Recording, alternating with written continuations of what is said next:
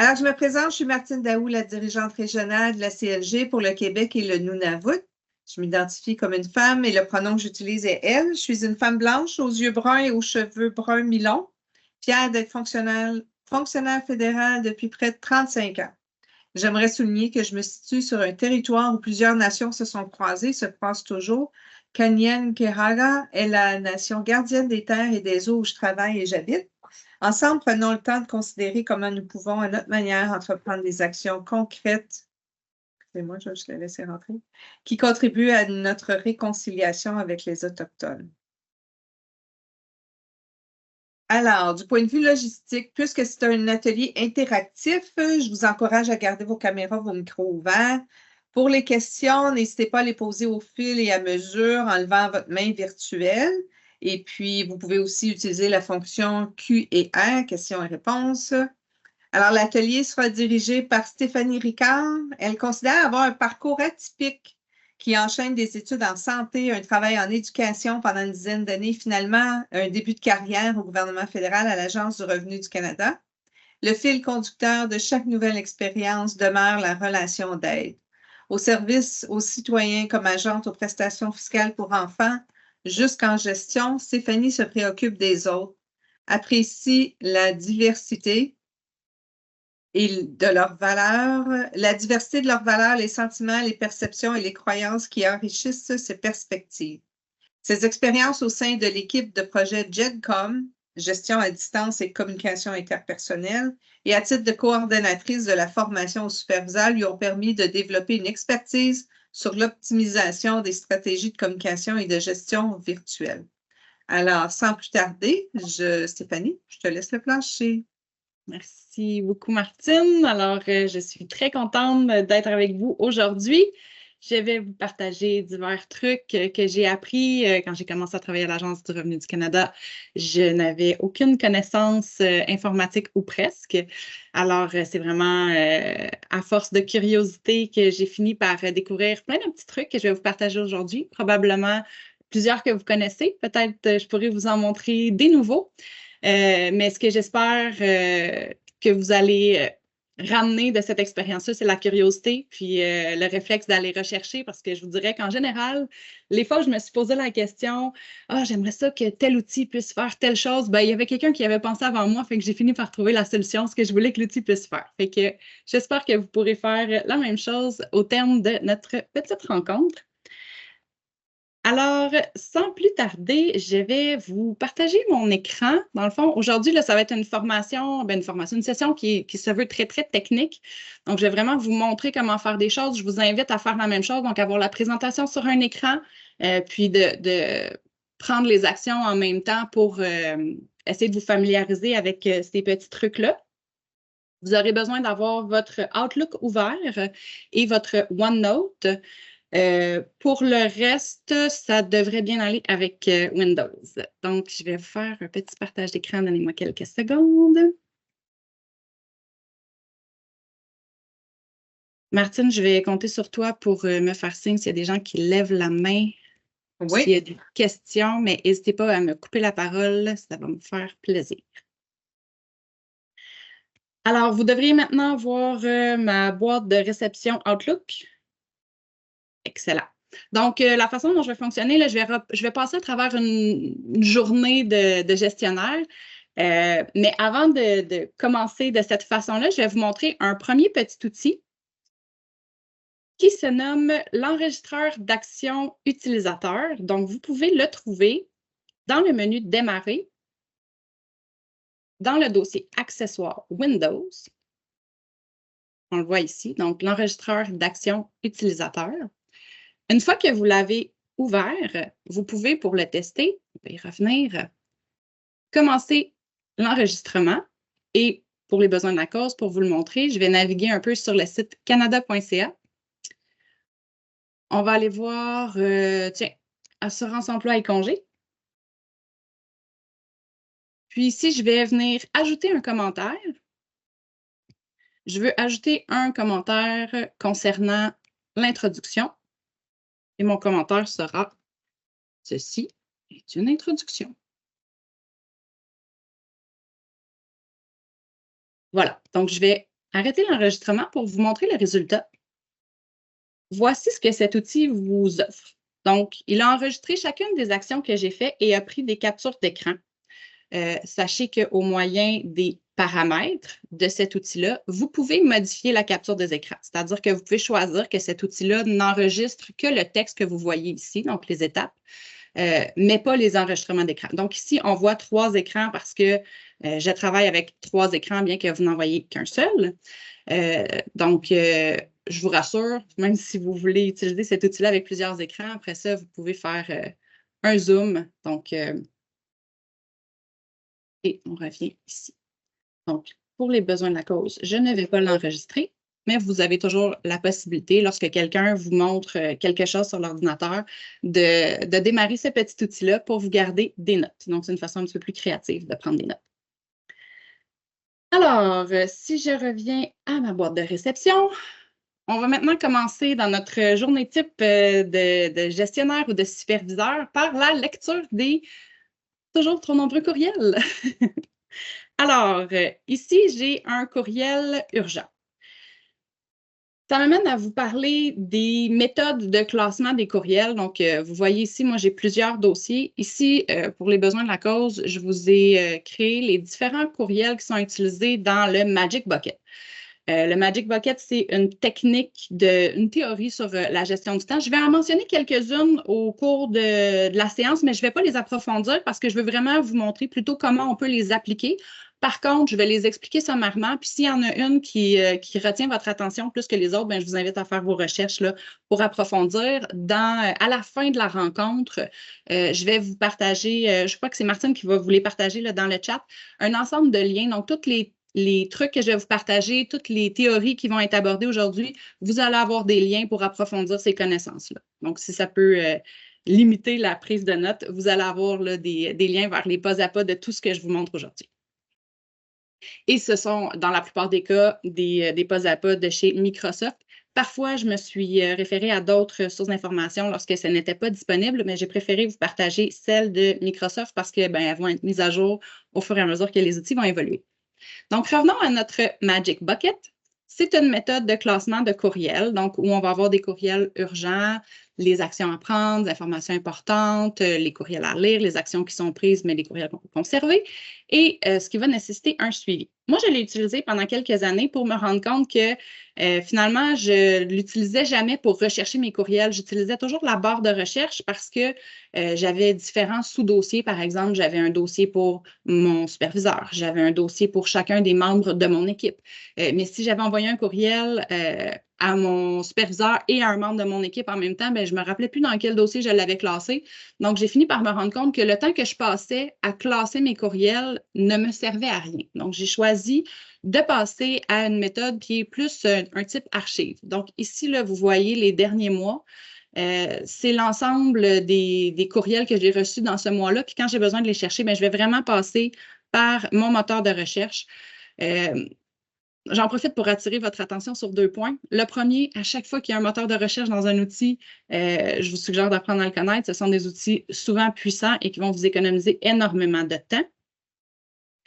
Et sur le fait que, bien, c'est ça, il n'y a pas de méthode parfaite. Je vous suggérais de faire des recherches sur les différentes méthodes. Vous allez trouver des points positifs puis des points négatifs sur chacune d'entre elles. Mais en fait, le meilleur spécialiste de la gestion de votre temps, c'est vous. Et vous allez trouver des techniques qui vous correspondent. Donc, pour moi, la méthode d'archivage, c'est parfait. Mais j'ai utilisé le Magic Bucket longtemps et ça a très bien servi mes intérêts très, très longtemps. Donc, le courriel urgent, on va vouloir simplement le classer dans le dossier urgent, puis je pourrai y revenir une fois que j'aurai fini de faire le tri de mes courriels. Ici, j'ai un courriel qui mérite une catégorie. Je vous parle des catégories et de la matrice d'Eisenhower. Je ne sais pas si vous connaissez cet outil-là. C'est un outil qui va nous aider à déterminer qu'est-ce qui est important et urgent, qu'est-ce qui est important mais moins urgent, qu'est-ce qui est urgent mais moins important, puis qu'est-ce qui est ni urgent ni important, puis qui va nous dire quoi faire selon dans quelle des 4 catégories on va classer notre article. Donc ça, pour classer les priorités, c'est vraiment excellent. Si c'est urgent et important, ben, on va le faire maintenant. Si c'est important mais moins urgent, on va le planifier. On verra un petit peu plus tard comment on peut planifier efficacement les tâches qu'on a à faire. Si c'est urgent mais moins important, on pourrait le déléguer. Puis si c'est ni important ni urgent, on pourrait utiliser un dossier comme celui-ci, c'est le dossier lecture. Moi, j'en ai un. Je vais y aller à ma retraite, là. C'est pas... Généralement, moi, ce que je classe dans cette catégorie-là, c'est des choses que je ne vais pas utiliser. Alors, pour catégoriser un courriel, on peut passer par ici ou simplement avec un clic droit sur le courriel, passer à la catégorie. Donc, dans ce cas-ci, je pourrais dire que ce courriel-là nécessite un suivi. Donc, il va être maintenant marqué d'un petit indicateur jaune. Ceci est un courriel qui n'est pas important. Donc, ça pourrait être un courriel important mais moins urgent. Donc, je vais pouvoir m'en occuper plus tard pour le planifier. Celui-là, s'il n'est pas important, puis je veux utiliser une autre méthode, soit celle des... Le nom m'échappe. L'importance des courriels au niveau des suivis. On va le voir tout à l'heure dans les tâches, mais vous allez pouvoir le marquer comme important, le garder normal ou le mettre moins important. Donc, c'est une autre façon là, de visualiser rapidement quel courriel ou quelle tâche est importante ou non. Alors, là, on l'a vu avec celui-là, mais ceci est une tâche à faire. Donc, si je veux transformer mon courriel en une tâche pour pouvoir le planifier plus tard, je vais aller déterminer à quel moment je vais assurer un suivi. Dans le cas de ce courriel-là, je vais vouloir assurer un suivi pour les besoins de la formation au mois de avril 2025. Et j'aimerais avoir un petit rappel comme dans le cas des réunions. On pourra y revenir plus tard. Je vais le classer urgent, même si je l'ai reporté à plusieurs mois, juste pour les besoins de la séance d'aujourd'hui. Ici, on a un courriel qui va devenir une plage horaire. Donc, je vous parlais tout à l'heure de planifier un courriel. Je vais maintenant scinder mon écran en deux. J'aimerais planifier ce courriel-là. En fait, là, je sais que je vais avoir une rencontre, par exemple, avec ma patronne la semaine prochaine. Elle m'annonce qu'on va se voir à tel moment puis qu'elle va m'envoyer une convocation. Puis voici la liste de ce qu'elle veut qu'elle veut que je fasse. Donc, je vais simplement prendre le courriel et rapidement le glisser dans mon Outlook pour en faire une plage horaire. Donc, je vais tout de suite réserver la plage horaire du 1er avril 2025 avant ma rencontre factice. Et ça va venir inclure tous les détails du courriel. Et voilà. Donc, ma plage de préparation, elle est maintenant planifiée. Puis finalement, je me dis une demi-heure, ce sera pas assez. J'aimerais ça prendre 1 heure. Donc, je vais simplement venir le grossir ici comme ça. Donc, plutôt que de le réouvrir, d'aller modifier les heures. Puis finalement, j'aimerais ça aussi. Je voudrais me préparer, mais je vais avoir besoin de plus qu'1 heure, puis je voudrais me préparer sur 2 jours. Donc, je vais venir sélectionner ma plage horaire ici. Je vais lui faire un CTRL-C. Je vais aller sélectionner un moment qui me convient dans la journée précédente. Et je vais faire un CTRL-V. Et j'ai planifié une autre plage horaire dans mon calendrier Outlook.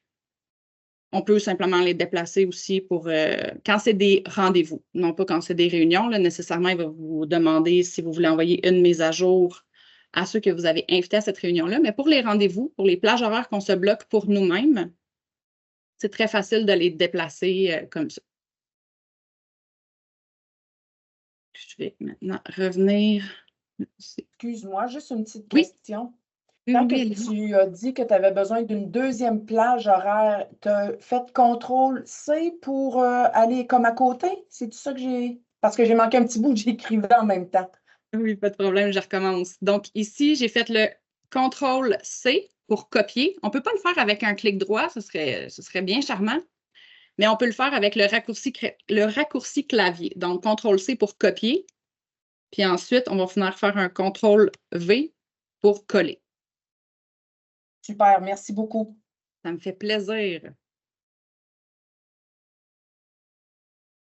Et puis, n'hésitez pas, hein, j'ai tendance à, quand personne intervient, j'ai tendance à accélérer le rythme, là, fait que gênez-vous pas pour me dire de ralentir ou de recommencer une action, ça va me faire vraiment plaisir, puis ça va me rappeler de prendre mon temps. j'ai l'habitude de faire ces rencontres-là à 4 ou 5 personnes, donc c'est plus interactif. Les gens ont les caméras ouvertes, posent des questions en même temps. Ça permet d'adapter le rythme. Là, vous êtes plus nombreux. Fait que je vais essayer quand même là, de slow down un petit peu. Alors voilà pour les plages horaires. On va pouvoir y revenir tout à l'heure au calendrier. Les règles, les fameuses règles que j'ai donc pas voulu utiliser pendant des années parce que je trouvais que ça avait l'air compliqué. Puis finalement, jusqu'au jour où il y a quelqu'un qui m'a montré la façon rapide d'utiliser une règle. Donc, si je veux que tous les courriels qui viennent du programme d'apprentissage aient le même comportement, je vais simplement faire un clic droit. Je vais aller chercher règles ici. Donc, je vais aller créer une règle. Je dois sélectionner c'est quoi ma condition, en fait. Fait que lorsque je reçois un courriel de cette adresse-là, je pourrais afficher une alerte, émettre un son. Moi, personnellement, mon organisation a bloqué cette fonctionnalité-là, mais vous pouvez probablement le faire de votre côté. Souvent, ce qui est pratique, c'est déplacer l'élément vers le dossier. Là, dans ce cas-ci, c'est le dossier archive, mais je pourrais aller sélectionner n'importe lequel de mes dossiers. Moi, j'ai utilisé cette règle-là, par exemple, pour, là, je vais pas la configurer, pour mon dossier Notia ici, qui est, dans le fond, c'est l'ensemble des jugements qui sont rendus. Je n'ai pas besoin de les consulter à moins de chercher quelque chose. Donc, par défaut, ils vont s'en aller dans ce dossier-là. Même chose pour des formulaires automatiques. Donc, il y a certains formulaires qu'on va remplir qui vont nous envoyer automatiquement un résumé de ce qu'on a choisi. On peut vouloir les conserver, mais pas nécessairement qu'ils viennent encombrer notre boîte de réception. Donc, les règles, ça peut énormément aider. Personnellement, ce que j'utilise beaucoup plus souvent, ça va être la mise en forme conditionnelle. Donc, je vais aller sélectionner sur le même principe que la règle, le courriel pour lequel je veux faire une mise en forme conditionnelle. On va aller sélectionner dans le dossier affichage, paramètres d'affichage. Là, je prends mon temps parce qu'il faut vraiment... moi, je l'ai configuré une première fois, ça m'a pris des lustres avant de retrouver comment faire. On va venir choisir ici mise en forme conditionnelle. Quelque chose que j'ai utilisé plein de fois dans Excel surtout, mais je l'avais mis en forme avec le nom d'un ancien superviseur. Ça m'a pris des mois avant de le gérer. Donc, ici, on va venir en ajouter un nouveau. Je vais l'appeler test pour les besoins de la cause. Puis, je vais venir, dans le fond, sélectionner la police. Donc, tous les courriels qui vont m'arriver du programme d'apprentissage, je voudrais qu'ils soient de cette police-là. Je voudrais qu'ils soient rouges parce que j'ai vraiment besoin de les voir rapidement, de prendre des actions rapidement, puis je peux même aller changer la grosseur de la police.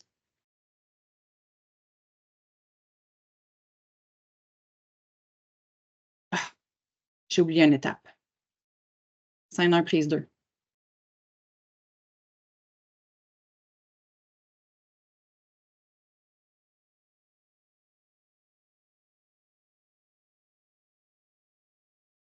Une fois que j'ai fait « Ajouter », je vais pouvoir aller déterminer ma condition.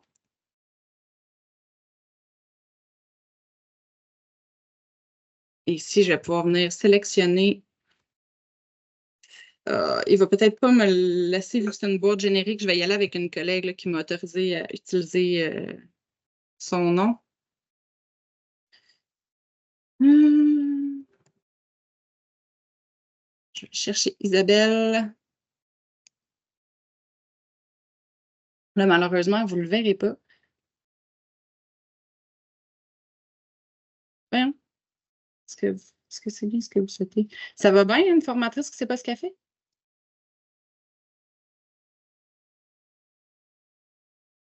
Ah, misère. Je reprends. Donc, sous notre onglet Affichage, dans les paramètres d'affichage, dans la mise en forme conditionnelle,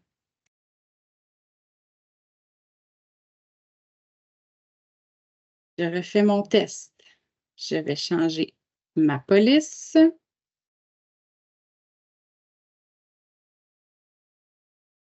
Je vais chercher ma condition.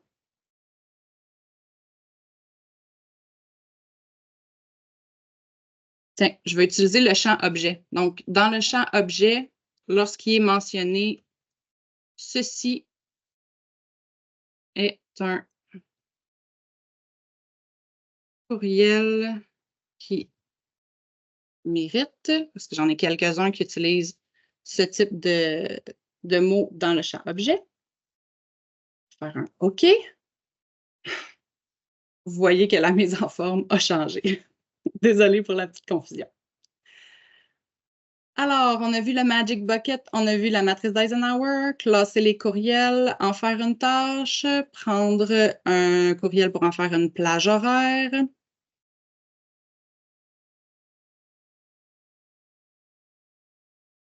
Créer une règle de messagerie et utiliser la mise en forme conditionnelle. Ensuite de ça, une fois qu'on a vérifié... Excuse-moi, Stéphanie? Oui. La mise en forme conditionnelle, est-ce qu'on aurait pu l'appliquer aussi quand tu étais en train d'établir une règle? Je n'ai pas trouvé comment le faire au moyen d'une règle. OK. Mais peut-être que ça pourrait être intéressant de voir s'il y a quelque chose à faire pour les combiner. Mais honnêtement, quand je vous disais là, que j'avais utilisé cette méthode-là pour un superviseur, puis après ça, j'ai voulu le changer pour que ce soit mon nouveau superviseur qui apparaisse en plus grand. J'ai cherché dans les règles, puis je ne l'ai pas retrouvé. Okay. Ça a pris comme une éternité là, avant que finalement, j'allume que ce n'était pas une règle, c'était une mise en forme conditionnelle. Ah, OK. Et que je pense... Oui. Il y a Caroline qui avait une question aussi. En fait, c'est parce qu'elle disait mon superviseur, mais j'ai réalisé que c'est dans le fond quand tu reçois de ton superviseur, mais il n'y a pas moyen, quand on gère la boîte de quelqu'un d'autre, d'aller mettre ces règles-là dans sa boîte. Hein. Il y a juste elle qui peut faire ça. C'est une excellente question. J'aurais tendance à répondre que ça dépend du niveau d'autorisation que vous avez dans la boîte courriel de cette personne-là. Vous avoir toutes les autorisations. Là. Je peux modifier ses messages, je peux tout faire. Là. Sauf que vu que, en fait, j'ai mes deux boîtes, une en dessous de l'autre, la sienne et la mienne. Fait que si j'ajoute des règles, même sur ses messages à elle, après, c'est mes messages à moi que ce titre-là qui vont avoir la règle. OK. Bien, tu vois, ça, c'est quelque chose que j'ai réussi à faire avec une personne, mais on l'avait géré différemment. Fait que c'est peut-être quelque chose qu'on pourrait regarder plus tard ensemble, si vous voulez, là, parce que c'est un petit peu plus poussé, puis on avait dû faire de la recherche, mais je sais que ça se fait. Ça se fait. OK. Puis je me demande, Caroline, si ce n'est pas quelque chose qui serait abordé. Il y a une formation qui a été donnée, je pense, la semaine passée ou la semaine d'avant, où ça s'en vient par le Labo d'innovation, puis habituellement, ils enregistrent aussi toute leur formation. Okay. C'est vraiment OneNote, Outlook, mais adjointe et directeur. Ah, je vais aller voir si... Merci. De rien.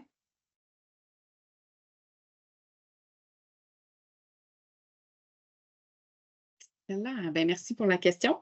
Je suis très curieuse, je vais retourner voir aussi dans le lab d'innovation si on retrouve cette information-là. Donc, une fois que j'ai fini de classer et lire mes courriels, maintenant, je suis rendue à l'étape d'envoyer des courriels. Puis là, je vais vous faire un petit partage. Quand j'ai travaillé à l'équipe GEDCON, on a présenté à plusieurs équipes la méthode BLUF, qui veut dire Bottom Line Upfront. Donc, ce qu'on voulait, c'est que les gens utilisent dans la ligne objet que les courriels soient clairs, soient traités en temps opportun. Avec le télétravail, ça avait beaucoup augmenté là, la quantité de courriels qu'on recevait. Donc, on voulait rapidement, dans la ligne objet, indiquer est-ce qu'on a une action à prendre? Est-ce que c'est simplement une information qu'on envoie ou est-ce qu'on a une action urgente à prendre? Puis moi, j'étais incapable de penser à ça. Chaque fois que je voulais envoyer un nouveau courriel, j'allais toujours cliquer ici sur « Nouveau courrier ». J'envoyais mon courriel, puis une fois qu'il était parti, je me disais « Ah, j'ai oublié d'utiliser ma méthode BLUF ». Donc, pour faire ça, la façon que j'ai trouvée, ça a été de remplacer, dans le fond, mon habitude qui était d'aller cliquer sur « Nouveau courrier ». À l'emplacement où on trouve le nouveau courrier, je voulais retrouver un outil qui me permettrait d'utiliser le BLUF. Donc, ce que j'ai fait, c'est que j'ai personnalisé mon ruban pour ajouter un onglet. J'ai découvert qu'on pouvait faire ça avec Outlook et on peut le faire avec toute la suite Office. Je me suis mis à créer des onglets partout. Je vais vous montrer comment on peut faire. On va aller ici dans l'onglet « Fichier ». Je vous suggère de vous en créer un en même temps, puis vous pourrez aller le modifier plus tard là, pour ajouter ce que vous utilisez. Ça peut sembler banal d'éviter un clic, mais je vous dirais, je reviens juste vite, là. Moi, là, j'avais même pas envie de perdre le temps de naviguer dans les différents onglets. C'est toujours les mêmes fonctions que j'utilise. C'est toujours ceux-là qui reviennent. Là, c'est malheureux parce que mon onglet personnalisé, il a été effacé quand ils ont fait une mise à jour de mon ordinateur. Donc, je n'ai plus mon onglet merveilleux, mais j'avais plus jamais besoin de naviguer dans ces différents onglets-là. J'avais ma barre d'outils personnalisée. Je vais vous montrer comment vous pouvez faire ça. Ça nous évite d'avoir à naviguer là, dans les différents onglets. On va aller dans l'onglet Fichier. On va aller chercher ici les options. Une fois dans les options, on va aller dans Personnaliser le ruban. Donc, ici, on va avoir ce qui existe au complet. Puis ici, on a ce qui est présentement dans nos onglets. Donc, on voit ici que j'avais déjà donné une formation où j'en avais créé un. Pour les besoins de la cause, je vais aller créer un nouvel onglet. Par défaut, il va s'appeler Nouvel onglet, fait que je vous invite à venir le renommer. Je vais l'appeler Steph. Par défaut, pour pouvoir ajouter des fonctionnalités, on va devoir avoir un groupe. Donc, un groupe, là, c'est des fonctionnalités ici compris dans, ici, on a le groupe supprimer.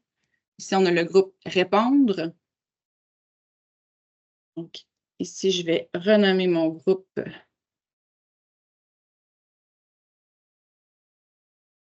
Action rapide. Et c'est ce que je vais venir ajouter. Donc, plutôt que d'aller chercher dans toutes les commandes courantes, donc ce qui est généralement ce qu'on utilise, moi, on se rappelle que mon objectif, c'était de pouvoir utiliser la méthode BLOF rapidement. On verra un petit peu plus tard comment créer des actions rapides. Donc, on le retrouve dans l'onglet Accueil du courrier. Donc, dans les onglets principaux, dans l'onglet Accueil, on va ouvrir ici le petit menu et on va aller chercher le menu Action rapide. Puis, donc, de ce côté-ci, j'ai sélectionné Action rapide. Ici, à droite, j'ai sélectionné Action rapide. Je vais pouvoir maintenant ajouter, puis ça va se copier ici. Donc, dans mon groupe Action rapide, j'ai les outils Action rapide. On va faire OK. Et maintenant, par défaut, mon onglet qui va être affiché, ça va être l'onglet Steph parce que je l'ai placé avant Accueil. Vous pourriez aussi décider, je vais retourner dans les options pour pouvoir vous le montrer, vous pourriez décider d'avoir cet onglet-là, mais que ce ne soit pas celui qui soit ouvert par défaut parce que vous voulez y aller juste quand vous en avez besoin. On retourne dans Personnaliser le ruban. Je vais simplement venir le déplacer ici comme ça après mon onglet Accueil. Pour mes besoins à moi, c'était très pertinent de l'avoir ici plutôt que d'avoir l'onglet Accueil, mais là, pour les besoins de la formation, je vais le laisser ici.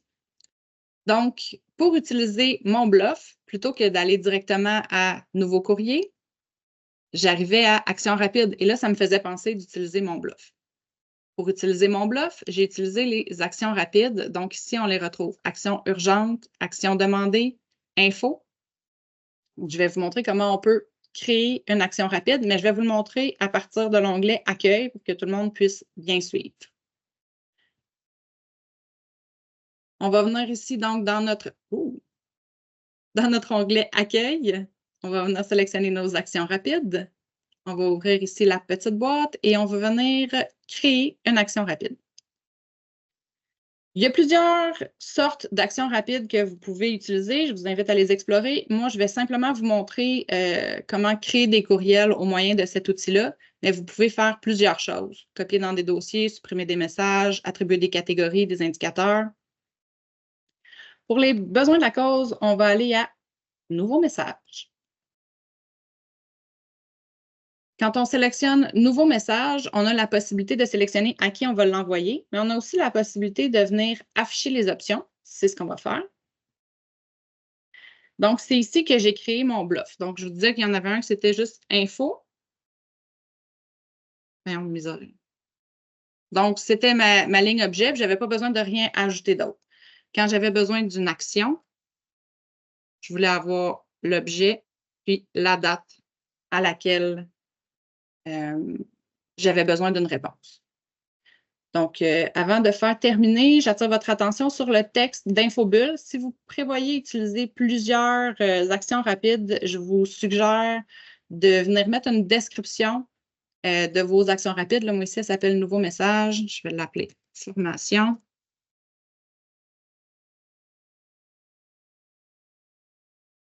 Je vais inscrire ici. Ceci est un résumé pour vous montrer ce que ça va donner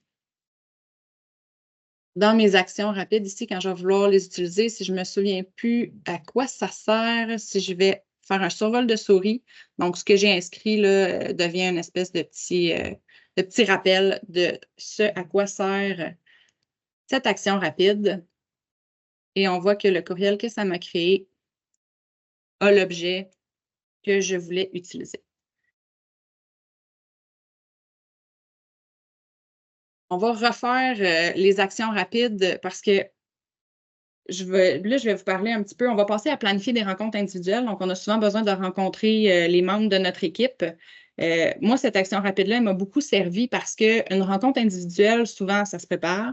Des fois, ça reste très informel, mais des fois, on va devoir adresser des sujets importants. C'est important qu'au terme de cette rencontre-là, on ait une compréhension commune de la situation. Donc, on va vouloir envoyer un courriel de résumé. On va vouloir être préparé. Donc, on va vouloir être certain qu'on a tous les points qu'on veut adresser. Puis, on va vouloir faire la rédaction là, de ce courriel-là au terme de la rencontre. Donc, pour essayer d'économiser du temps, je m'étais créé une action rapide pour les rencontres individuelles. Donc, je vais la sélectionner ici. Ça va créer mon courriel. Donc, ici, on voit que j'ai déjà mon titre, résumé de notre rencontre du. Et là, moi, je suis avant ma rencontre individuelle, puis là, je veux la préparer. Donc, j'ai les grandes lignes que j'ai mis dans le corps du courriel de mon action rapide. C'est important de se rappeler qu'on ne peut pas formater le contenu qu'on va mettre dans une action rapide, mais tout à l'heure, je vais vous montrer un autre outil qui va vous permettre de mettre du contenu qui est beaucoup plus diversifié, par exemple des liens ou des tableaux. Donc, ça, c'est les points généralement que j'allais discuter avec les membres de mon équipe. La demande de me confirmer que tous les sujets sont conformes ou d'apporter les précisions si ça semble justifié. Donc, feuille de temps, comment ça va ces temps-ci, les objectifs de rendement. Puis là, avant ma rencontre, ben, je préparais tous les points que je voulais, parce que ça, c'était des choses que j'adressais sur une base régulière dont on devait toujours discuter. Mais il y a plein d'autres choses qui pouvaient arriver, donc je venais les inclure dans ce courriel-là. Puis, je m'en servais pendant ma rencontre comme une espèce d'aide-mémoire. Donc, c'est sûr qu'on ne veut pas avoir notre rencontre ici, notre courriel ouvert là, puis passer notre temps en train de lire notre courriel à la personne. Et une fois qu'on a terminé la rencontre ou qu'on est sur le point de la terminer, on peut simplement dire à la personne « Donne-moi juste un petit instant, je veux juste valider, j'avais une liste de choses que je voulais discuter avec toi. » On regarde rapidement dans notre courriel si on a adressé tous nos points. On adresse ce qu'on a oublié, ou on termine si on a fait vraiment le tour. Donc, ça sert en même temps de rappel et de courriel de résumé à la fin en un seul endroit.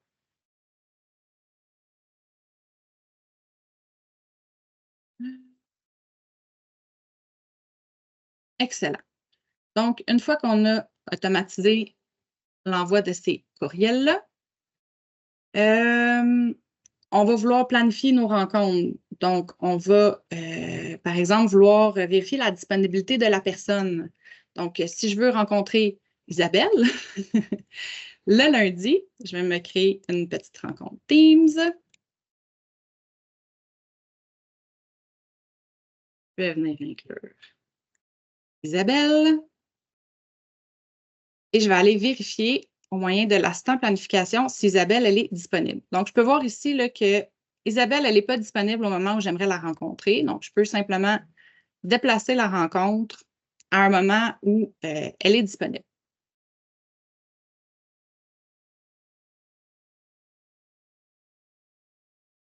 Je peux lui envoyer, là, même si elle sait que je faisais des petits tests. Donc, ça, on n'a pas toujours la possibilité de voir la disponibilité des gens. Ça dépend de ce qu'eux ont choisi de partager, puis on pourra le voir tout à l'heure, comment on peut ajuster ça. Si toutefois, vous voulez garder votre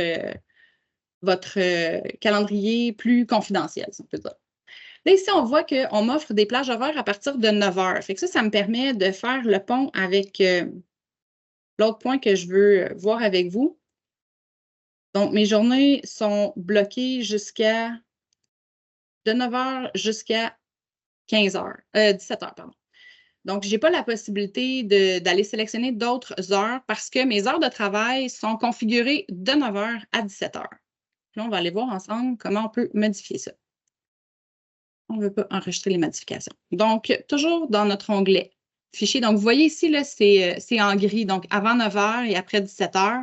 Donc, c'est ce que l'assistant planification va considérer comme mes plages horaires de travail. Il va permettre aux gens de m'envoyer des convocations dans cette plage horaire-là. Donc, on revient dans notre onglet Fichier, dans nos options. On va aller sélectionner le calendrier. Moi, je veux que les gens voient que je suis disponible à partir de 7 heures le matin, mais que mes disponibilités se terminent à 16h30. Donc ici, on vient de voir la plage horaire de disponibilité qui s'est modifiée.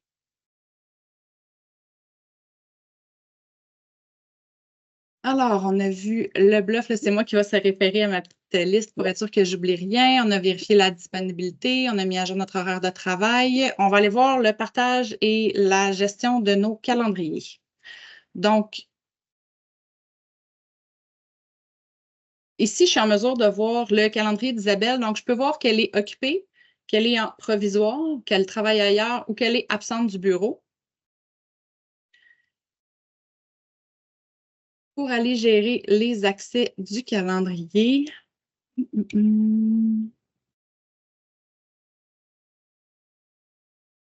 Là, j'ai un petit blanc.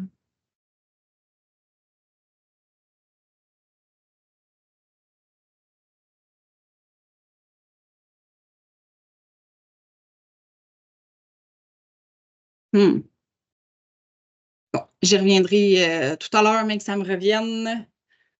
Est-ce qu'on pouvait gérer le partage des calendriers? Colin. C'est peut-être parce que tu en as comme deux. D'ouvert, là, présentement, ça peut-tu être ça? Ça peut très bien être ça. Pas celui-là. Ah, c'est ici. OK. Amen. Merci beaucoup. Ça a modifié mon groupe partagé. Effectivement, c'est ici. Ah, merci beaucoup. Donc, je reviens. Merci à la personne merveilleuse qui a mentionné qu'il ne fallait pas avoir deux calendriers ouverts. Donc, dans les autorisations du calendrier, je peux aller voir ici que par défaut, dans le fond, les gens vont voir ma disponibilité. Donc, ce que je voyais tout à l'heure dans le calendrier d'Isabelle, qu'elle était disponible, qu'elle était absente, qu'elle était ailleurs, ça pourrait être la disponibilité, l'objet et le lieu. Donc, dans une convocation, vous allez voir si les gens, l'endroit où ils vont se rencontrer ou si c'est par Teams, puis vous allez pouvoir voir la ligne objet de la convocation. Si c'est tous les détails, bien, vous allez même pouvoir lire le corps de la convocation. On peut, ici, c'est par défaut à tout le monde, tous ceux qui ont l'accès lecture. L'accès écriture, souvent, ça va être plus pour les adjointes, mais ça pourrait être pour quelqu'un qui va vous remplacer, par exemple, pour une semaine ou deux. Donc, on peut aller ajouter une personne pour lui donner des accès différents. Donc, on est dans autorisation d'accès dans les différents onglets ici. Donc, ici, là, je peux aller voir que pour ma collègue Josée, elle a les accès réguliers comme tout le monde, mais pour elle, je pourrais décider là, d'aller lui montrer l'objet et le lieu de mes rencontres, puis elle va les voir puisqu'elle est dans mon organisation.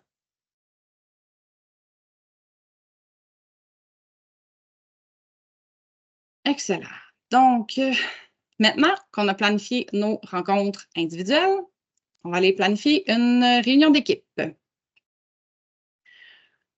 Idéalement, pour planifier rapidement une réunion d'équipe, on va vouloir se créer un groupe. Donc, on va vouloir faire un nouveau groupe de contact. Encore une fois, je vais l'appeler test pour la formation. Je vais ajouter à partir de mon carnet d'adresse.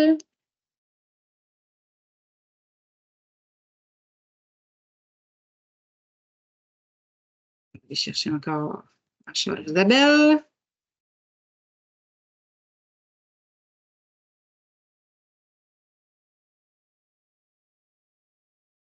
Enregistrer et fermer.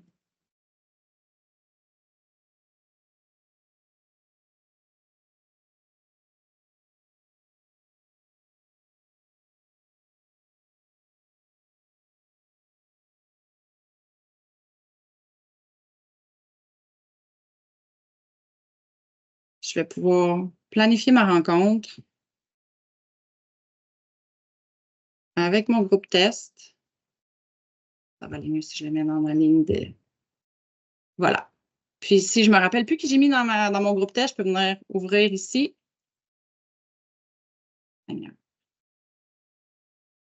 Et là, mon champ d'invités se transforme en la liste des gens qui vont se retrouver dans ce groupe-là. Je vous parlais tout à l'heure d'une façon d'inclure dans un courriel quelque chose de plus que simplement du texte, donc quelque chose de formaté. Par exemple, dans une réunion d'équipe, on pourrait vouloir inclure un ordre du jour à même le corps du courriel. Je pourrais...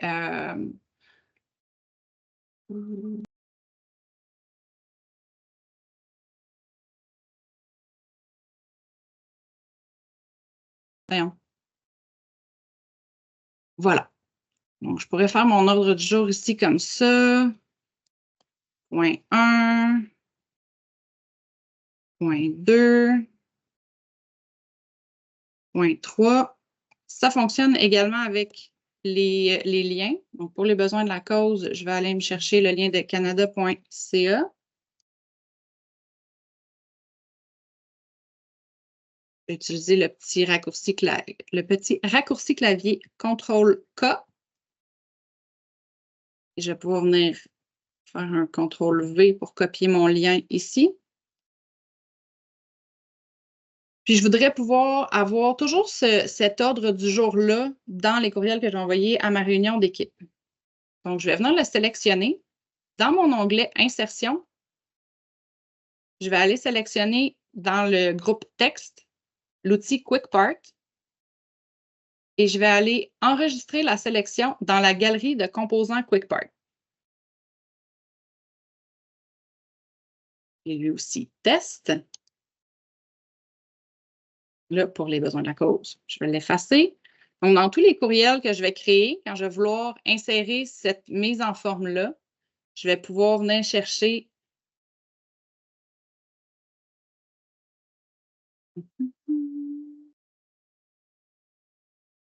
mon test qui est ici pour l'inclure. Par exemple, je peux vous montrer un de ceux que j'utilise généralement, donc que j'avais créé là, pour ce type de formation-là. Oui, Caroline? On a pu terminer, mais je me disais, pendant que tu es dans QuickPart, y a-t-il un moyen de le changer? Parce que souvent, moi, je me fais QuickPart justement pour des réunions ou des appels de sujets. Mais quand ça change ou il y a des mots qui changent, quoi que ce soit, on dirait que je ne suis pas capable de le changer, il faut que je l'efface puis j'en crée un nouveau à chaque fois. Y a-t-il moyen de changer un qui est là? Oui. Dans le fond, on va aller dans... On va faire un clic droit dans notre QuickPart. Puis on va aller organiser, supprimer si je ne me trompe pas.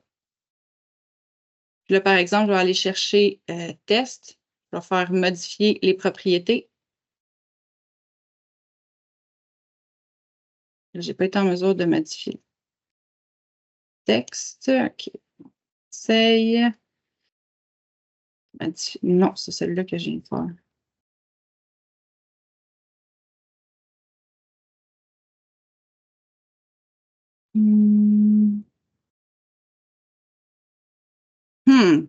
Tu as des super de bonnes questions, Caroline. J'aime vraiment ça.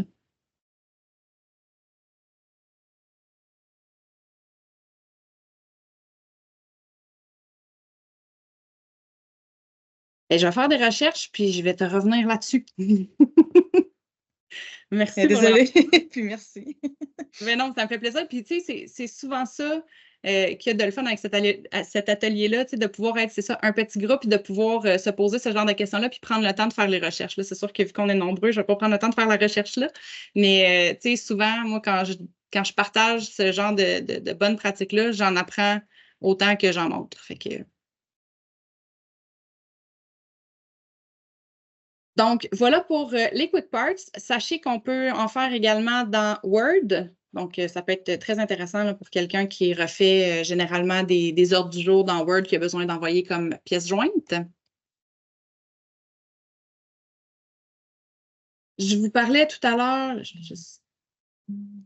Stéphanie, il y a une question de Marie-Pierre. Oui, Ben, en fait, c'est pas vraiment une question. Je pense que ça répond à la question à Caroline.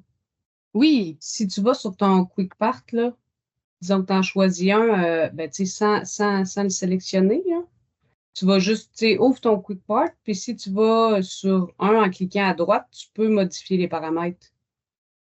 Ben, sans le, tu sais, là, si tu cliques à droite, ah, ben, moi, je peux modifier les paramètres. Toi, il est comme ombragé. OK, attends un peu, il était pas grayed out tantôt. On va essayer ça. Clic droit. C'était dans Ouais. lequel? Modifier les paramètres. Là, tu peux, Les propriétés? oui, les propriétés, excuse-moi.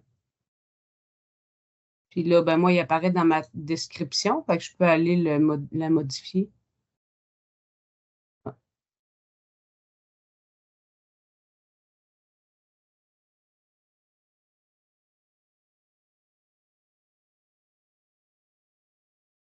Hmm. Ah ben, J'imagine. en tout cas, ben moi, ça marche. Ça, c'est ça. Là, ça dépend toujours aussi de la version qu'on utilise. Vous comprendrez que moi, mon organisation n'est pas encore passée à l'ensemble de la suite Office 365, donc ça se peut que vous ayez des fonctionnalités que je n'ai pas. À l'inverse, vous avez une version plus ancienne que vos fonctionnalités soient différentes. Donc, ça fait aussi partie des raisons pour lesquelles je préfère vous renvoyer au site de Windows plutôt que de vous faire un pas à pas moi-même parce que, dépendamment des versions, vous allez toujours pouvoir avoir accès à une procédure qui correspond à la version que vous avez. Mais merci pour la suggestion. J'aurais trouvé ça vraiment chouette qu'on puisse le montrer, mais peut-être que ça fonctionne là, pour Caroline. En tout cas, je l'espère.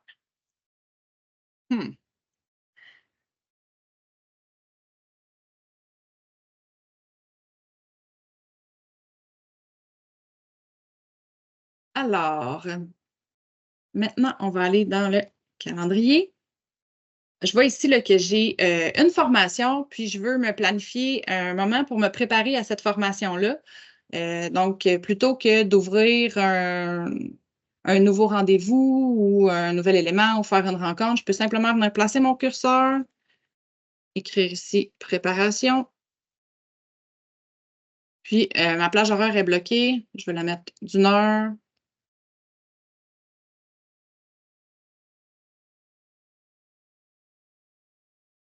J'ai jamais essayé. Stéphanie? Oui.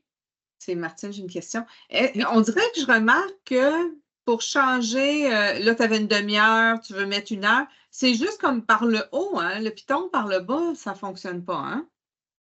Ça fonctionne aussi. C'est juste que là, il faut faire OK. attention. Quand on est collé sur 2 réunions, souvent, moi, ce qui arrive, là, si on n'en a pas une des deux qui est sélectionnée, là, OK. il ne sélectionne pas celle que je veux. OK. Fait que, par exemple, si j'en ai aucune de sélectionnée, puis il va choisir lui-même laquelle il veut venir. Tu OK. vas dessus. Oui, oui. Fait qu'il faut vraiment que je vienne juste la sélectionner avant. Puis après ça, là, c'est plus facile de travailler avec cet outil. Merci.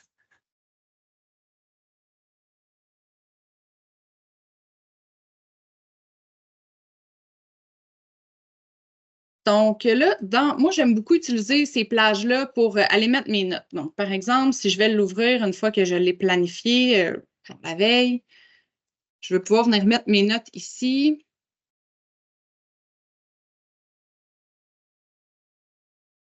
Je vais simplement venir l'enregistrer par là ou ici parce que je veux le fermer. Je vous montrais tout à l'heure la fonction CTRL-C pour copier une plage puis faire un CTRL-V. Bon, là, c'est sûr, il faudrait que je l'ouvre pour voir si ça s'est transposé, mais je vais vous partager ce que moi, personnellement, au début du télétravail, j'ai adoré. J'en pouvais plus d'ouvrir une convocation à chaque fois pour avoir accès aux liens qui étaient dedans. Donc, dans l'onglet Affichage, on peut avoir un volet Lecture. Je vais le mettre à droite comme mes courriels. Donc, je peux voir ici que ce que j'avais écrit, ça s'est également copié dans la deuxième plage horaire que j'ai planifiée. Si je viens voir ici, ceci est une formation, je peux même voir les pièces jointes qui sont incluses dans les convocations que j'ai reçues. Il y a également dans l'affichage l'option liste des tâches quotidiennes. Si en mode d'affichage, vous êtes en mois, vous ne pourrez pas tourner à affichage, vous ne pouvez pas afficher le volet les listes de tâches quotidiennes. On va seulement le voir en mode semaine de travail ou jour. Je vais venir l'activer. Je vais le mettre en normal. Donc, il vient d'apparaître ici. Donc ici, là, vous vous souvenez, tout à l'heure, j'avais un courriel sur lequel j'ai flagué une tâche, puis je l'ai mis à la date du 3 avril. Donc, on la voit apparaître ici. Même chose que dans le calendrier, vous pouvez facilement la déplacer avec je vous m'excuserai l'anglicisme, un drag and drop. Si je décide que je veux plutôt la faire vendredi, je peux juste venir la déplacer comme ça. Finalement, cette journée-là, je veux faire action A. Puis là, dans ma belle tâche, ceci est une tâche à faire, ben, c'est bien beau de l'avoir planifié et de l'avoir dans ma liste de tâches, mais je voudrais aussi bloquer un temps dans mon calendrier pour pouvoir la faire. Donc, comme il faut qu'elle soit faite pour le mercredi, je vais simplement encore une fois la glisser, puis venir la glisser ici. Par défaut, elle va avoir la couleur que je lui ai attribuée pour ma catégorie urgente. Encore une fois, je peux venir jouer avec le temps que je consacre à cette tâche-là. Puis vous voyez que je retrouve encore une fois, il s'était transposé, mon courriel s'était transposé dans ma tâche, puis ce qu'il y avait décrit dans ma tâche, c'est également transposé dans mon courriel. Donc, si vous utilisez les fonctionnalités de tâches avec vos courriels et avec votre calendrier, ça devient vraiment très, très, très rapide de planifier là, les différentes demandes qui arrivent par courriel.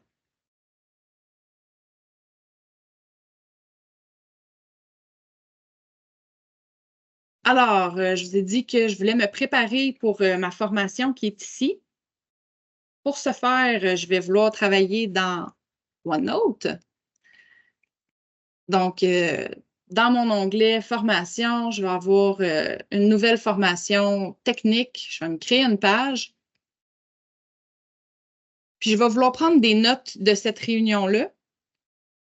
Donc, dans mon onglet Accueil, je vais pouvoir aller insérer les détails de ma réunion. Donc, dans ce cas-ci, on parlait d'une réunion qui avait lieu en avril 2025. Donc, j'ai ma formation ici. Je vais venir insérer les détails. Moi, j'aime beaucoup faire travailler OneNote et Outlook ensemble. Donc, ce que ça me permet, c'est d'avoir accès à l'ensemble des gens qui sont convoqués. C'est sûr que dans celle-là, j'ai juste moi puis le programme de formation. Donc, quand je prends mes notes, je peux venir cocher qui est disponible. Puis, j'ai accès à la pièce jointe qui était dans le courriel. Ce qui peut être intéressant aussi, quand on a toujours la même méthode de prise de notes, ça peut être d'utiliser un modèle dans OneNote. Donc, dans OneNote, dans notre onglet Insertion, on va pouvoir venir sélectionner ici Modèle de page. Je vais aller par défaut, il va vous mettre les derniers que vous avez utilisés dans la liste rapide. Moi, je vais aller vous montrer le menu Modèle de page. Donc, vous en avez plusieurs qui sont déjà fournis. On va aller voir ce qu'on a dans Professionnel. Donc, note simple sur la réunion, c'est un premier modèle. Donc, je vais aller sélectionner celui-là. Bon, là, il y a une petite image dans le background. Si finalement, je trouve que ça ne me correspond pas tellement, je préférerais avoir une page où je vais avoir simplement ce bloc-là, sans dessin, je vais simplement venir le sélectionner ici là, pour les besoins de la cause. Là. Je vais faire un CTRL-C. Je vais venir le coller dans ma page. Donc, je voudrais que ce soit ça, mon modèle. Et je vais venir ici, puis je vais enregistrer la page active comme modèle. Je vais l'appeler test formation. Il va venir s'ajouter ici dans mes modèles. On le retrouve ici. Si je crée une nouvelle page, je vais pouvoir l'insérer rapidement. Fait que moi, j'aime bien combiner les deux. Donc, le modèle de page, puis une fois que j'ai inséré là, ma prise de notes, je vais le déplacer un petit peu. Puis je vais quand même venir toujours dans mon onglet Accueil, aller chercher les détails de ma réunion.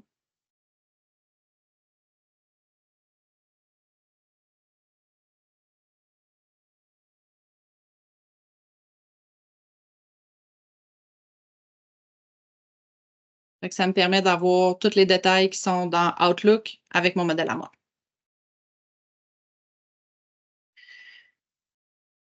Fait que là, j'ai planifié une plage horaire pour préparer ma formation. Ma page de notes, elle est préparée.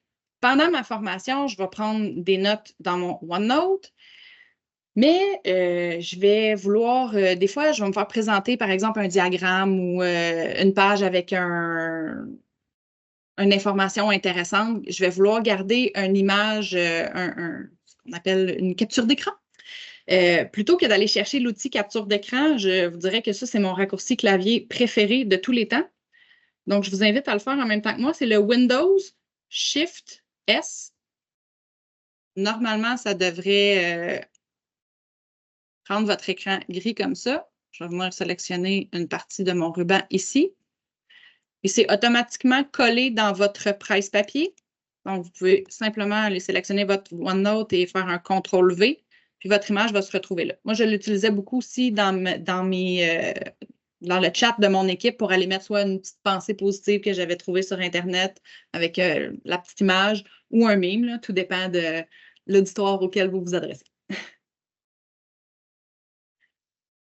Ensuite de ça, vous voyez ici que moi, j'ai 2 OneNote d'ouverts, fait que ça m'a pris un temps fou aussi, réaliser qu'on pouvait travailler avec deux OneNote, deux Outlook. Donc, moi, je trouve ça vraiment charmant d'avoir sur un écran mon courriel, sur un écran mon calendrier, de pouvoir travailler avec mon brouillon dans un OneNote, puis travailler mes notes que je vais présenter dans un second. Fait qu'on a simplement à faire un clic droit, puis recliquer sur OneNote, il peut m'en ouvrir 15 si je veux. Fait que ça, moi, je trouve ça vraiment charmant. Ensuite de ça,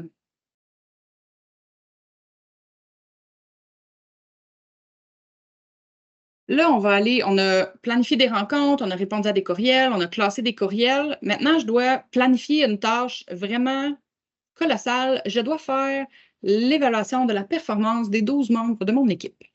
Puis je ne serai pas capable, ça va me prendre à peu près une semaine. Je ne serai jamais capable de caser une semaine dans mon horaire. Ça ne va pas arriver, à moins de faire à croire que je prends des vacances. Ça n'arrivera pas. Fait que là, je vais vous parler de 2 autres théories sur la gestion du temps. La méthode Tetris, donc qui vise à prendre une grosse tâche, à la morceler en petites tâches. Par exemple, pour des évaluations de rendement, ça pourrait être de dire, ben, je vais en faire une par jour. Ou je vais faire une journée, je vais rassembler tous mes courriels, toutes les réalisations des membres de mon équipe. La deuxième journée, je vais faire mon brouillon. La troisième journée, je vais revoir les procédures sur la gestion de la performance. Puis les 2 autres journées, je vais faire la rédaction. Avec la méthode Tetris, on va avoir planifié différentes plages horaires. Donc, je ne vous refais pas le topo, là, je vous l'ai déjà montré. Donc, on va pouvoir planifier nos différentes plages horaires. Après ça, l'autre technique qui peut être intéressante, c'est la méthode Pomodoro. Donc, cette technique-là, elle vise à planifier des plages horaires pour faire une tâche, mais avec des pauses entre. Eux recommandent une plage de, si je ne me trompe pas, 25 minutes, puis après ça, une pause de 5 minutes, suite à de nombreuses études, très certainement. Moi, je vous dirais, personnellement, je suis capable de travailler 1 heure, puis après ça, de prendre une pause. Fait que je vais aller faire mes différentes plages horaires encore avec mon CTRL-C, CTRL-V, mais j'ai toujours ma petite pause entre les deux. Fait que mon horaire est bloqué, puis je suis en mesure de faire mes tâches. Autre petite chose qui peut être intéressante, donc ici dans ma formation, finalement, ça, ce n'est pas une formation à laquelle moi je vais assister, c'est un membre de mon équipe qui va y assister, mais on m'a quand même envoyé la convocation pour que je sache à quel moment cette formation-là arrive, parce que ça se peut qu'il y ait des questions, par exemple. Donc, je ne veux pas bloquer mon agenda, je vais pouvoir venir modifier ma disponibilité ici Donc, tout à l'heure, dans le calendrier d'Isabelle, j'étais en mesure de voir si elle était absente, occupée, si elle était en statut provisoire, si elle travaillait ailleurs. Et bien évidemment, bien, si elle était disponible, je ne voyais simplement pas de plage horaire. Donc, à tout moment, vous pouvez avoir quelque chose dans votre calendrier sans que ça impacte votre disponibilité. Donc, c'est vraiment là, ici, en venant sélectionner la plage horaire et en venant travailler là, dans notre groupe options avec nos différents statuts de disponibilité. Autre petit truc qui peut être intéressant pour les gens qui n'aiment pas tellement les tâches, c'est une personne qui me l'a partagé. Donc, moi, je ne l'ai jamais utilisé, mais ça peut être quand même, je trouvais ça intéressant, fait que j'ai décidé de vous le partager. Ça peut être de venir utiliser ici l'espèce d'espace où généralement, Outlook l'a pensé pour y mettre des tâches d'une journée. Donc, par exemple, je pourrais venir écrire ici dans ma journée du vendredi congé. Par défaut, on va toujours être disponible dans ces plages horaires-là.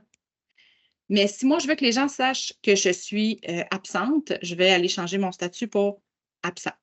La personne qui me l'a partagé, elle l'utilisait comme un aide-mémoire.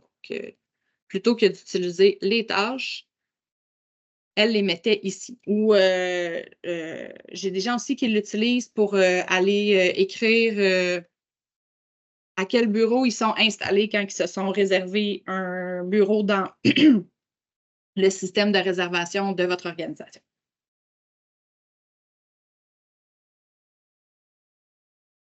Donc, là, on a planifié nos évaluations de rendement. Pendant qu'on fait nos méthodes, nos différentes évaluations de rendement, on a besoin d'aller dans le dossier des membres de notre équipe.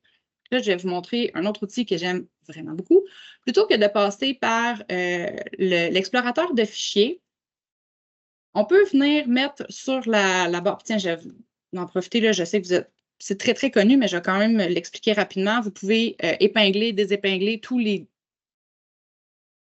logiciels qui vous intéressent. Donc, dans mon cas, j'ai toujours Outlook qui est épinglé. Je pourrais le désépingler et le réépingler sur ma barre des tâches. Pas avoir besoin d'aller chercher à chaque fois. Vous pouvez faire la même chose ici dans le panneau d'accueil. Donc, ici, j'ai aussi mon Outlook. Je pourrais, avec un clic droit, le désépingler. Et il va disparaître. Je peux aller, je vais y aller avec celui-là juste pour vous le montrer. Là. Donc, un clic droit, ça va généralement là, vous offrir d'épingler sur l'écran d'accueil quand vous êtes dans l'écran d'accueil, puis sur la barre des tâches quand vous êtes dans la barre des tâches. Je reviens à mon dossier ici, plutôt que de passer par l'explorateur de fichiers parce que j'ai énormément de documents. Puis là, je clique, puis je reviens, puis je retourne, puis je repars du début. Fait que j'ai installé, j'ai enlevé celui que j'utilise pour des raisons de confidentialité, là, mais je vous en ai créé un pour vous le montrer. Donc ici, ceci est un dossier. Si je viens cliquer ici sur la petite barre, là, vous voyez qui se met en gris au plus pâle. J'ai le contenu de mon dossier qui me permet de naviguer jusqu'à aussi loin que le cœur m'en dit, jusqu'à mon accueil sur canada.ca qu'on ira voir tout à l'heure pour la fonction recherche. Donc, pour venir ajouter un dossier dans lequel vous naviguez souvent, on va venir faire un clic droit dans la barre des tâches. On va venir sélectionner barre d'outils. Et vous retrouvez ici, ceci est un dossier. Je vais l'enlever pour les besoins de la cause. On voit qu'il est disparu. Je vais retourner le chercher en faisant clic droit, barre d'outils, nouvelle barre d'outils. Et là, il va ouvrir mon explorateur de fichiers. Et je vais pouvoir venir chercher, ceci est un dossier, sélectionner un dossier, et voilà, il apparaît sur ma barre des tâches. Fait que ça, pour la navigation rapide, moi, j'ai sauvé énormément de temps parce que c'est vraiment juste en faisant un survol de souris qu'on se promène d'un dossier à l'autre. Donc, plutôt que de toujours les double-cliquer, revenir en arrière. Donc, on voit toujours un peu le fil d'Ariane des dossiers qu'on a. C'est sûr qu'on le voit aussi en haut, là, mais moi, je trouve ça plus visuel, c'est plus rapide pour moi. Ce qui m'amène à vous parler également, faire un petit double-clic pour en ouvrir un, de la barre d'accès rapide. Donc ici, encore une fois, même principe que la barre des tâches puis que le volet d'accueil. On peut venir sélectionner un dossier pour venir l'épingler sur l'accès rapide. Donc, l'accès rapide, c'est ça ici. À ne pas confondre avec épingler sur l'écran d'accueil, qui est ça ici. Mais vous pouvez faire les deux à partir de là pour ce qui est des dossiers.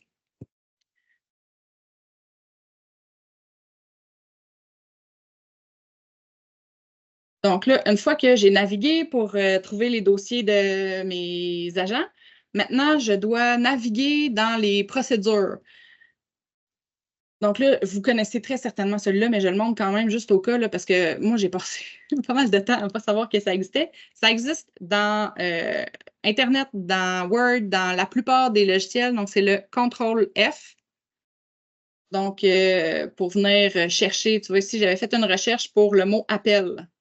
Donc, toutes les fois où le mot « appel » apparaît dans la page, je vais avoir... je vais le voir en jaune ici, puis je vais le voir dans ma barre de défilement ici là, pour y aller rapidement. Donc, s'il apparaissait là, très, très bas, je pourrais aller directement cliquer ici puis arriver directement où ce mot-là est mentionné. Je vous parlais tout à l'heure de mon affection pour les moteurs de recherche. Le CTRL-F m'a sauvé énormément de temps plutôt que de faire de la lecture en diagonale. Ensuite de ça, je vais vous parler rapidement de créer des dossiers de favoris. Donc, moi, je suis responsable de mettre à jour un SharePoint. Quand je vais faire cette tâche-là, par exemple, dans cette tâche-là, j'ai une bibliothèque virtuelle que je vais nourrir pour aller faire une espèce de petite revue de presse. Bien, j'ai mis tous les liens vers ce SharePoint-là, les liens vers les SharePoint qui sont un outil pour des comment faire ou des pratiques intéressantes. Mais spécifiquement pour la bibliothèque virtuelle, je vais utiliser ces sites-là pour venir nourrir cette bibliothèque-là. Fait que je les ai tous regroupés ensemble. Donc, pour créer un dossier dans la barre des favoris, on va simplement venir ajouter un dossier. Je vais l'appeler test. Par défaut, il va s'en aller. J'ai vraiment beaucoup de favoris, là. Fait que les deux petites flèches ici me permettent d'aller chercher mon test, que je vais venir ramener encore avec un drag and drop ici. Puis je vais pouvoir ramener plusieurs favoris dans un même dossier. Fait que ça a beaucoup déchargé ma barre de favoris. Puis ça me permet, par exemple, quand je travaille sur des projets, j'ai besoin de différents outils. Quand je fais de la rédaction, j'ai les différents outils d'écriture qui vont se retrouver à la même place. Donc, super intéressant de se créer des dossiers de favoris.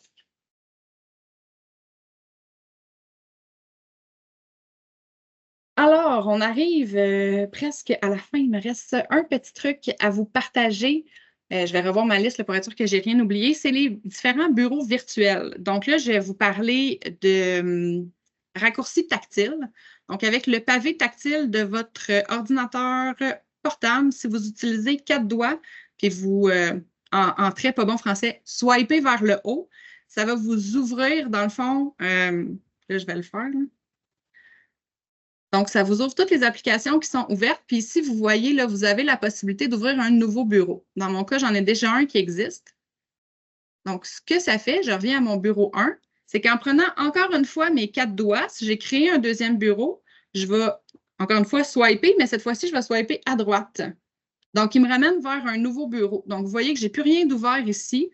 Donc, tout à l'heure, je vous parlais là, de faire mes évaluations de rendement. Peut-être que je vais vouloir avoir Internet d'ouvert, les dossiers d'ouvert, mais je vais vouloir basculer à une autre tâche pendant la journée qui va me nécessiter d'autres logiciels, d'autres outils. Fait que c'est une possibilité là, d'avoir un espèce de bureau configuré juste pour une tâche. C'est pas utile pour tout le monde, mais c'est utile quand on passe d'une grosse tâche à l'autre rapidement, comme quand on supervise des gens et qui ont des petites urgences. Donc, je vais juste repasser rapidement ma liste. S'il y en a qui ont des questions, profitez-en. Je vais lire rapidement en diagonale pour être sûr que j'ai fait le tour.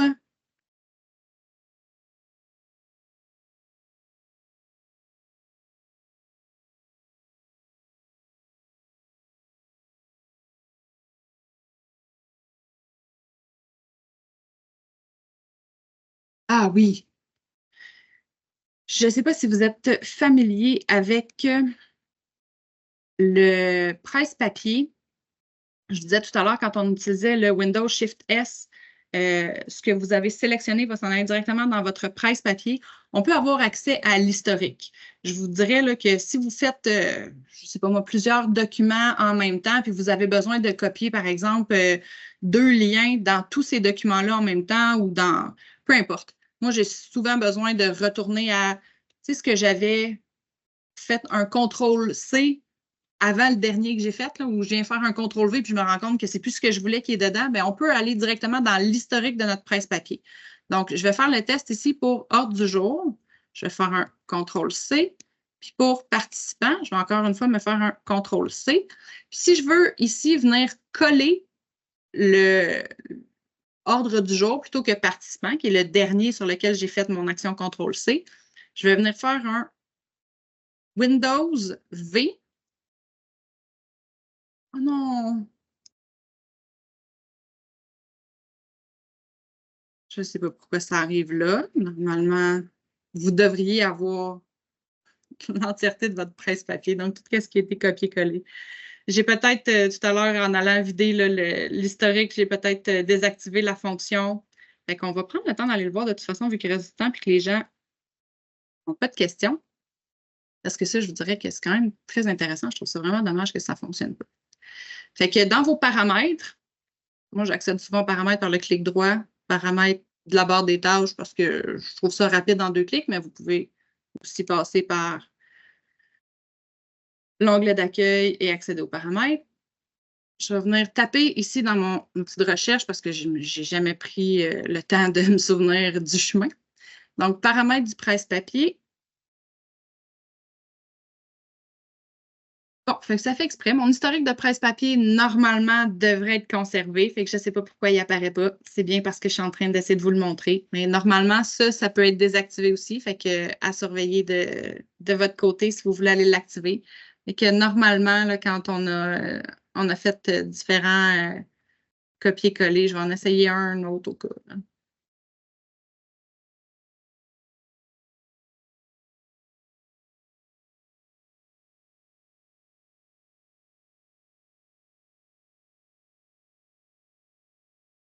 Windows V. Ah! Oh merde. Bon, mais il suffisait que j'aille ouvrir mes paramètres. Je ne sais pas ce que j'ai fait pour le réveiller.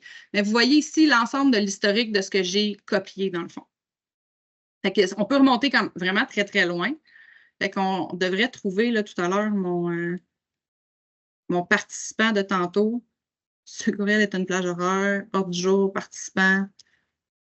Donc, mon préparation de tantôt dans Outlook, mon CTRL-C, il a collé, il a gardé en mémoire le mot.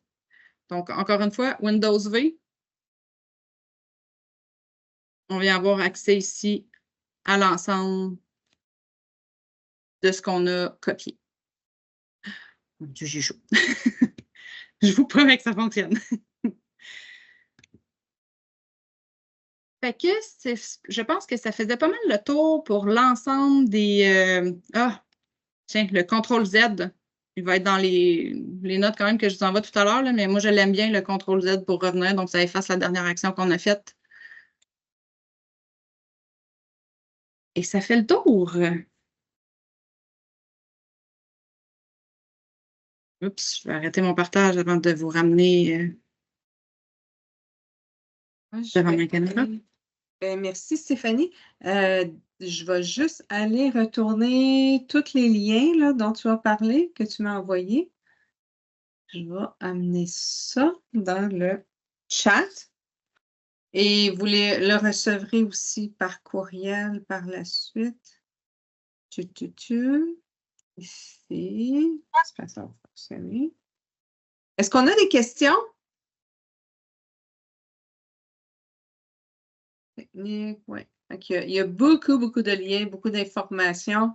Stéphanie, tu es super généreuse. Merci beaucoup. J'entends parler. Est-ce que c'est une question?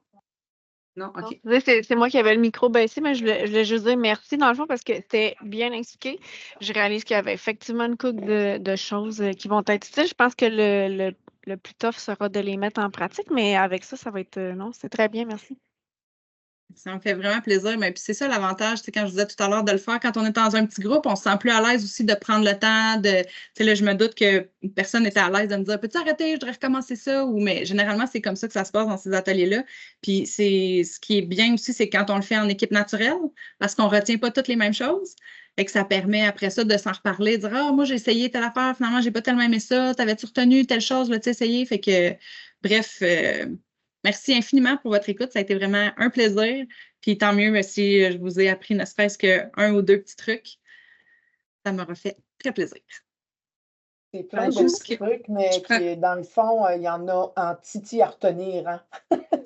Oui, Il y a bien, c'est pour ça que je vous ai fait une liste avec des liens parce qu'à un moment donné, on retient, puis on ne peut pas tout mettre ça en pratique. Hein. Je vous ai parlé de différentes théories, les raccourcis clavier surtout. Là. Moi, je vous dirais que j'ai accédé à différentes listes de raccourcis clavier, puis j'étais comme, ah, mais c'est génial, mais c'est parfait, mais je ne vais jamais retenir tout ça. Mais j'essaie d'en intégrer un nouveau à toutes les fois que j'en découvre un, mais c'est sûr qu'on ne peut pas se dire, OK, à partir de maintenant, je vais tous les utiliser, là, c'est un cauchemar. Là.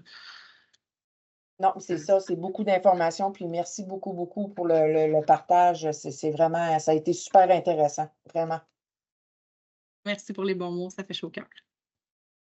Parlant de bons mots, j'ai mis dans le chat un questionnaire d'évaluation rétroaction. Fait que ça nous permet de toujours s'améliorer du côté de la CNG. Fait que merci pour votre participation. Merci beaucoup, Stéphanie. Tu étais super généreuse. Si je m'en irais pas à la retraite dans bientôt, j'aurais pris bien des notes, tout ça, là, mais c'est des choses que j'aurais moins besoin. Alors, comme on vous a dit, par courriel, on va vous faire suivre toute la liste là, des choses qui ont été partagées avec vous. Et puis, comme Geneviève vient de noter, la session, vous le voyez, je crois, au début, c'était indiqué, puis c'est resté là, tant que vous ne faites pas un X dessus, là, que la session a été enregistrée. Mais en vous envoyant les choses par le courriel, je vais vous demander votre autorisation là, pour qu'on puisse publier sur YouTube la session pour que d'autres gens puissent bénéficier. Alors, Stéphanie, tu allais dire quelque chose? Oui, si je peux me permettre, en terminant, j'ai rajouté dans les liens là, quatre suggestions pour aller plus loin. Donc, vous avez un lien vers le lab d'innovation du CFQ. Martine en a parlé d'entrée de jeu. Il y a plein de documents super intéressants. Comment être numérique au gouvernement du Canada, donc sur le site de l'École de la fonction publique, moi, j'ai découvert plein de trucs super intéressants dans cette série-là. Je vous ai suggéré une lecture aussi. Il y a une version YouTube en français. Fait que je ne sais pas pour vous, mais moi, j'ai rarement le temps de m'installer avec un bon livre. Mais par contre, je fais beaucoup de routes. Donc, j'ai écouté la version YouTube du livre Atomic Habit. Donc, un rien peut tout changer. Pour vraiment, ça a allumé la lumière dans ma tête sur énormément de méthodes pour améliorer ma productivité, autant dans la vie personnelle que professionnelle. Puis, je vous ai mis également le lien vers Clic et Conseils, maximiser votre productivité. Retrouvez aussi, je crois, Martine, si je ne me trompe pas, il y a des vidéos qui sont faites par Roy Nader qui sont vraiment super intéressantes. C'est très, très bien fait. Fait que, à visiter pour aller plus loin. Bien, merci beaucoup. Alors, bonne fin de journée. S'il n'y a pas d'autres questions, s'il y a des questions, on va être ici quelques secondes encore, moi et Stéphanie. Sinon, on vous souhaite une belle journée. Merci beaucoup. Merci. Bye bye. Merci beaucoup. Merci. Merci. Merci. Bonne journée.